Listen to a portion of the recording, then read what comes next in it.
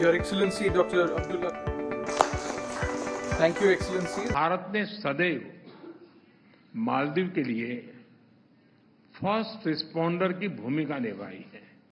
Honorable Minister, as a beneficiary of India's neighborhood first policy, the government of Maldives deeply values the significant importance India places in its relationship with the Maldives.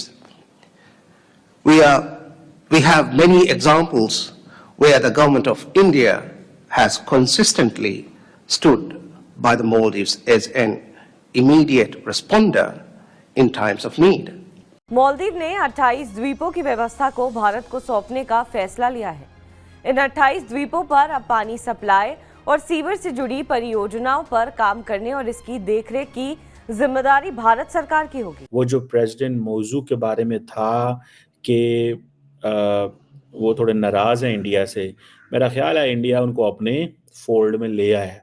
तो आपको मालूम होगा मालदीव्स पे पहले कुछ साल पहले 1987 में एलटीटी ने हमला कर दिया था, पूरे आइलैंड को कैप्चर कर लिया था.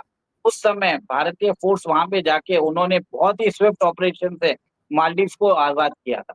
Maldives Foreign Minister Abdullah Khalil has arrived in Delhi on a 3-day official visit to India. This is his first official visit to India. आप सभी दर्शकों को मेरा प्रणाम. भारत मंथन चैनल में आपका स्वागत है. मालदीव्स के फॉरेन मिनिस्टर भारत आए हैं और दोनों देशों ने स्ट्रेटेजिक और मैरीटाइम कोलैबोरेशन पर एमओयू साइन किया है. उन्होंने कहा कि भारत मालदीव्स का इमरजेंसी फर्स्ट रिस्पॉन्डर और ऑल टाइम रिलायबल पार्टनर है. भारत की मदद और सुरक्षा के भरोसे पर उन्होंने चीन से छीनकर भारत को अपने 28 द्वीपों का एक्सेस दिया है. पाकिस्तानी पत्रकार इस पर चर्चा कर रहे हैं कि भारत ऐसा क्या करता है कि दुश्मन देश भी अंत में उसके साथ खड़े हो जाते हैं. उन्होंने बांग्लादेश का उदाहरण भी दिया, जहां की आर्मी पहले ही भारत के समर्थन में आ चुकी है. ऐसे दिलचस्प रिएक्शंस के लिए अंत तक जुड़े रहें.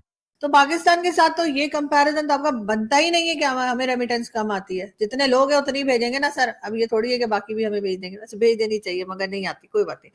लेकिन आरजू जी आपके तो मिलिट्री जनरल्स बाहर चले जाते हैं, हमारे मिलिट्री जनरल्स तो इंडिया में ही रहते हैं. फर्क तो वहां पे भी है सर. फर्क तो है ना, वो बाहर नहीं जा पाते तो उसमें हमारा कसूर तो नहीं है ना सर. आप लोग आपके जनरल्स को खाना कमाना ही कोई नहीं आता तो हम क्या कर सकते हैं उसमें. लेकिन सर मालदीव्स के फॉरेन मिनिस्टर आपके यहाँ आए हैं और उनके विजिट को भी अगर हम डिस्कस कर लें तो आपके ख्याल से कितना इम्पोर्टेंट है उनका विजिट भारत का. साहब जो नवंबर में आए थे उन्होंने भारत के साथ comprehensive economic and security maritime agreement sign किया. तो एक तरह से जो प्रधानमंत्री पहले जो मोदी जी को गाली दे रहे थे वो भारत से आके अभी वो बोल रहे हैं कि हमारे टाइस अच्छे करो. तो आपको मालूम होगा मालदीव्स पे पहले कुछ साल पहले 1987 में एलटीटी ने हमला कर दिया था, पूरे आइलैंड को कैप्चर कर लिया था. उस समय भारतीय फोर्स वहां पे जाके उन्होंने बहुत ही स्विफ्ट ऑपरेशन से मालदीव्स को आजाद किया था. लोग वहां पे अभी क्या है, मालदीव्स बटा हुआ है. It is pro Bharat and anti Bharat. तो ये जो मुसू है वो एंटी भारत के कैंप पे थे और इलेक्शन जीतने की खुशी में इन्होंने बहुत ज्यादा उधर एक तरह से एंटी इंडिया सेंटीमेंट स्टेटमेंट दिए. अब उनको समझ में आ गया. तो मेरा मानना ये है कि मालदीव्स को भी समझ में आ गया कि इकोनॉमिक कोऑपरेशन करने से फायदा है. जैसे आप देख लीजिए पाकिस्तान भी अगर अभी हमने मालदीव्स को $400 मिलियन दिए और आप $500 मिलियन के लिए आईएमएफ के सामने गिड़गिड़ा रहे. ठीक है, आपको जो आईएमएफ ने लोन दिया है $7 बिलियन जो करीबन 60,000 करोड़ का होता है. कश्मीर में भारत ने 1,18,000 करोड़ इन्वेस्ट किया. तो फर्क बनता है. अगर पाकिस्तान भी अगर प्रो चाइना स्टैंड छोड़ दे, भारत में दहशतगर्द ना भेजे तो हम पाकिस्तान को भी सपोर्ट कर सकते हैं. पर प्रोवाइडेड पाकिस्तान के जो जनरल्स है, पाकिस्तान की जो आर्मी है, उसको समझ में आ जाए कि वो अपने देश में जो उनके बाशिंदे हैं उनको इकोनॉमिक हार्डशिप्स ना करके भारत के साथ दोस्ती बढ़ाए तो उसमें फायदा दोनों का है. अगर भारत ₹1 का फायदा होगा तो पाकिस्तान को ₹2 का फायदा होगा अगर वो भारत के साथ दोस्ती करता है. मालदीव्स के जो फॉरेन मिनिस्टर है अब्दुल्ला खलील, वो एक ऑफिशियल विजिट पे हैं. 2-3 दिन के लिए इंडिया पहुंचे हैं और जो इम्पोर्टेंट स्टेटमेंट है जो समझने वाली है, इट मीन्स कि इंडिया हैज़ वन मालदीव्स.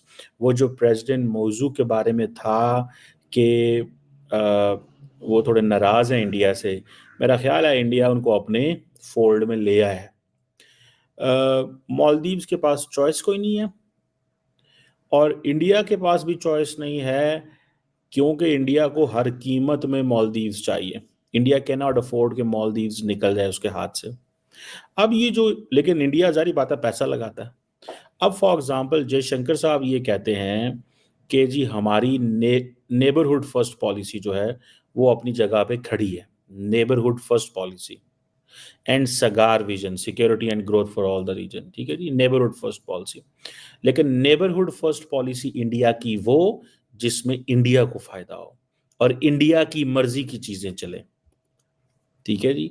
देखें जो फॉर एग्जांपल बांग्लादेश के अंदर जो इंडिया कह रहा है, मौजूदा सेटअप तो नहीं बात सुन रहा, इंडिया कह रहा है जी हमारी नेबरहुड फर्स्ट पॉलिसी है। कई लोगों का ये भी क्वेश्चन है कि क्या इंडिया की नेबरहुड जो है वो फ्रैक्चर हो गई है?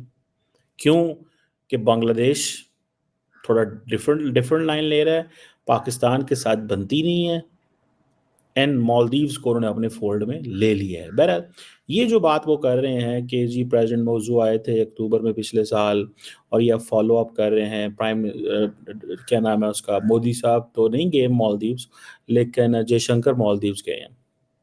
और मालदीव्स क्या कहता है कि जनाब आपकी बड़ी मेहरबानी, आप हमेशा हमें एमरजेंसी फाइनेंशियल असिस्टेंस देते हैं, एमरजेंसी फाइनेंशियल असिस्टेंस हमेशा आप हमें देते हैं।